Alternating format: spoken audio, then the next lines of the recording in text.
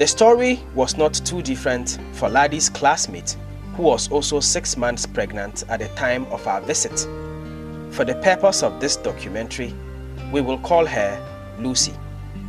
Lucy was not in school when we first arrived, but when word was sent to her that Laddie was sharing her story with Hotline, a confident Lucy rushed to the school because she believed her story needed to be heard.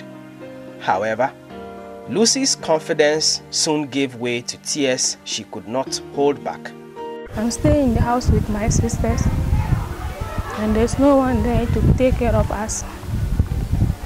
And some of them have got married and live with me. I'm the elder sisters in the house who take care of them. So I'm the one who fight to take care of my sisters and my brothers. Lucy took every job she could lay her hands on just so she could earn something to feed her younger siblings and herself.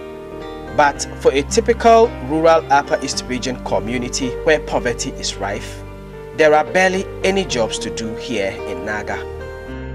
The problem was that we were not getting food to eat, and some certain man who was there. We go and work for that man, and the man will give us food. But that man too, he doesn't like us to be coming to school every day. We come once in a week, and if it's season time like this, we go to the farm and work for the man, so that the man will give us food. And even though if it were school things, the man will not even pay for us. Some of the teachers consider us to be attending to something, they will not ask us to pay. It became almost inevitable, therefore, that a 17-year-old Lucy at the time would eventually be taken advantage of by a man. She says the man who got her pregnant lives in their community, but he has denied responsibility for her pregnancy. According to the headmaster of the Naga Junior High School, Richard Apoya, teenage pregnancy cases of this nature occur almost every year in this community. I took some records and look at those who got pregnant last 16-17 academic year. From 1 they were about 5, from 2 6, from 1 from 3 2. Making about 13 or so cases. This was since the last time? Since the last time I visited. Well, I had 11 girls in one class. The last time you visited, before the last time you visited, you know, when you came, we gave you the statistics, we have about 11 girls in one class.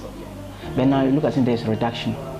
Maybe bringing it to about 5, 6 in the class, somehow better. It is not different with cases of suitors taking girls by force in attempt to marry them later.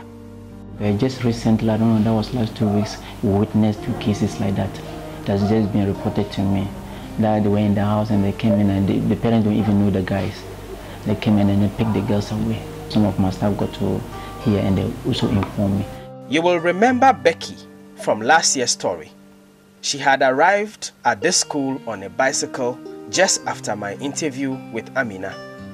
Becky had come to talk to the headmaster of the Naga Junior High School so that she could be readmitted into school to continue her education because she got pregnant, had a child at age 16, and was forced to truncate her education as a result.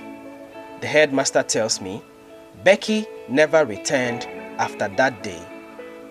Since the day she came and you were around, and I told her that maybe she should go and change and then come officially for maybe the following day. You know, I don't know who came on Friday, and I told her to come on Monday so that we will sort those things, administrative work out, and then she will start schooling, and that ends it. I made a follow-up. She never came up, but I made a follow-up. The house was just by the other side. I made a follow-up, and what she told me was that the baby fell sick, and she has to take the baby to the clinic, and a whole lot of issues, and they were referred to Navrungo. From there. That ends it.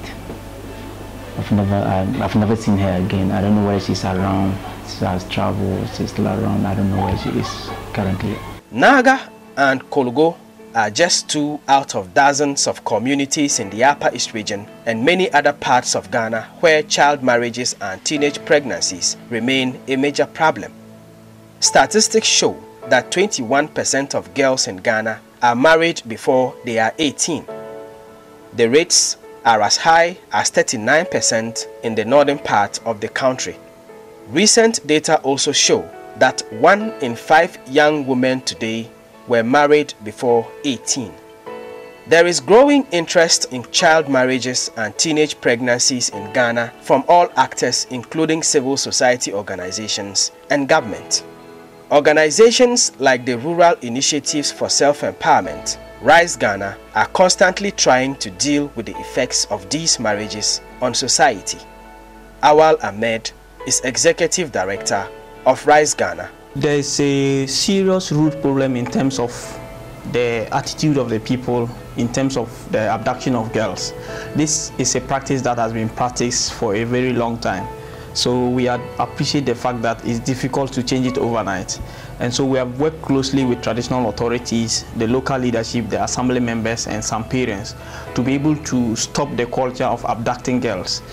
Young girls just go for programs, funeral programs in the night, and somebody just kidnaps them and say, "I've married you." Sometimes they don't even know the person. And so we have worked closely with the chiefs to be able to address this problem. But I must say that the level of cooperation and support that we expected from the chiefs, we are not getting, and also from the assembly members. Some of the assembly members have tried as much as possible to help us resolve these cases. But in some cases, I think that it goes beyond the chiefs and the assemblymen to the Ghana Police Service, and the location of the community is a factor.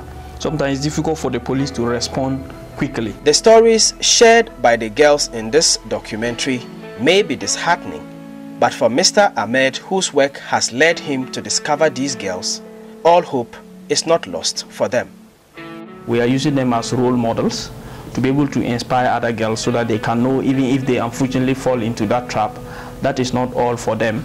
And then also it is changing the paradigm and the narrative.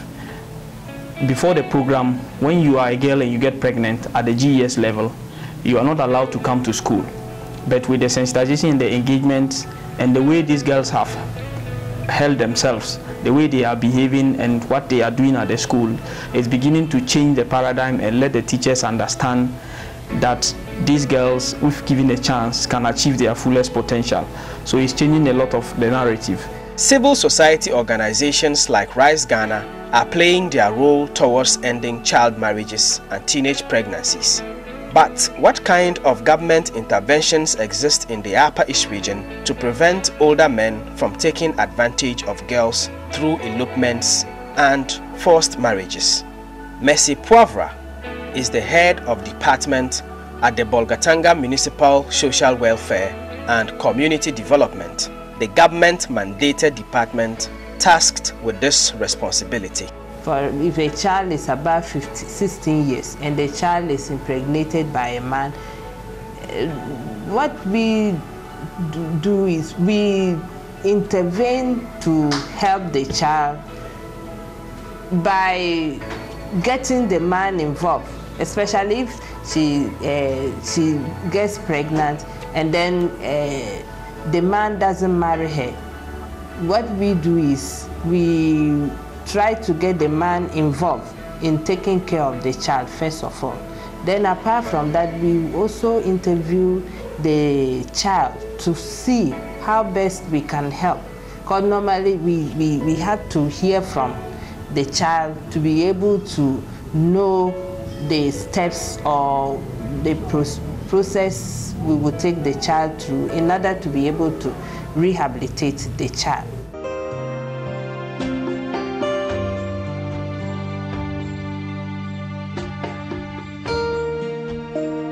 The problem is, communities like Naga and Kolgo are too far from the reach of the Social Welfare Department and other government institutions like the police, because these institutions lack basic logistics such as transportation to get to girls like Christy, Amina, Ladi and Lucy who badly need their help.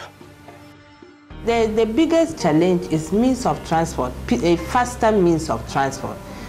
Pickup is very, very important, because you cannot report a matter to the police and then the police will not have means to go.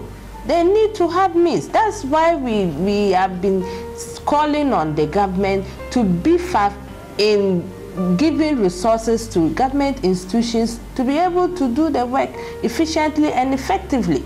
as we are talking about it, if a matter is reported to an officer, and then the officer needs to go to the field, and there's no faster means of transport, what does he do? You see that the officer will be handicapped.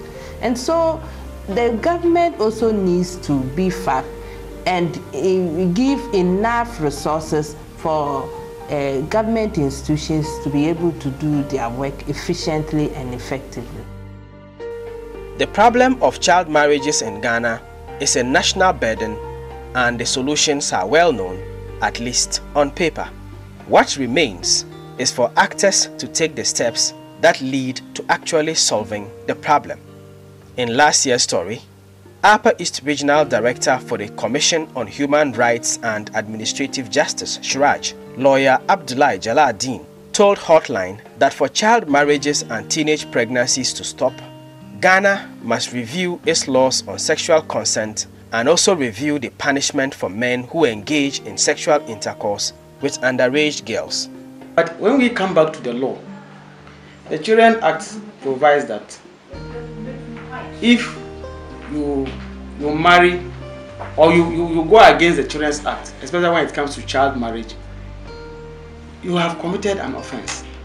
And that offense, you can be imprisoned for 1 year, or you can be fined for 500 Ghana cedis, or owed 5 million. So for me, this punishment is not punitive enough to scare people away. Because if at the end of the day I am fined 500, then I struggle to get the 500 to come and pay. What next? So, and this law was promulgated in 1998. 98 up to now, we are more than 20 years down the lane. So it's about time. You see, when they are making law, the circumstances prevailing at that time comes into play before the law comes into play. But years, several years down the line, 10 years, 20 years, it's enough period for the law to be reviewed. Those days, maybe 5 million those days, which is 500 Ghana cedis today, was punitive enough. Today, a small boy can just afford to go out, do some small work and come and pay 500, and he's free. Then the next time he has gone to impregnate another girl who is less than 18, or has married a girl who is less than 18 years. What happened? He's fine. The law, however, remains the same. Mrs. Poivra and Mary Azika, the midwife, both suggest serious counseling and mentorship for girls like the ones interviewed in this documentary. Some children actually become traumatized when they have grappled with such situations, especially children who are below 16 years. The law says that if a child engages in sex, a child below 16 years engages in sex, the child is defiled. And so therefore, some of them, it may be their first experience and they will be highly traumatized. So it is our duty to counsel them. If there's a need for us to refer them to the hospital first of all, we do that, so that the health personnel will examine them and then treat them. If really we want more women in our political grounds, we want more women to be doctors, more women to be nurses, to be teachers, secretary, whatever, we really need to support the girl child. We really need to support in terms of education, financial support, even counseling. Okay, we have to move into the communities. Those in the big city, I can say they are blessed. They keep on getting information day in, day out. What about those in the rural areas where there's no even lights? There's no even radio for the person to listen to any program that is going on. That is where we need to move into the community. Meet them, have focused group discussion. We should find out what their problems are. What do they need? What help? Get counseling. Tell them the importance for education. Because if you really want to eradicate poverty, then you really need education. Or else, especially in the Upper East region, or else always I keep on saying this, in the next 10 to 15 years, if you are not careful, we'll get all our girls dropping out from school. Alice is still in school, but has made up her mind to drop out and learn a trade when she completes her junior high school education. She tells me nothing will change her mind. Christy and Amina have picked up the pieces after learning their lessons the hard way. They are determined to pursue their education to the highest point despite the adversities that come with being the tender mothers they are today. What I would say to my fellow girls is,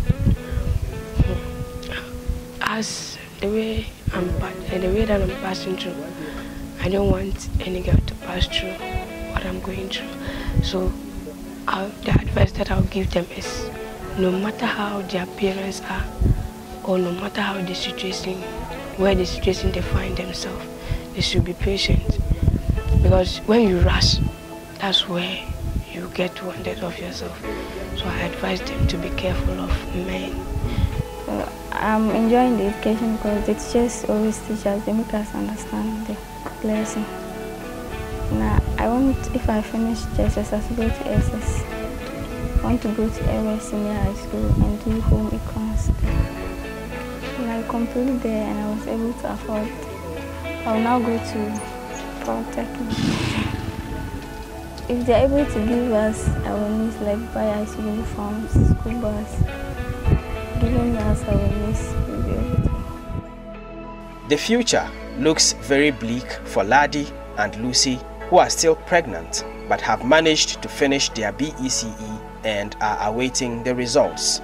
But they have not given up hope.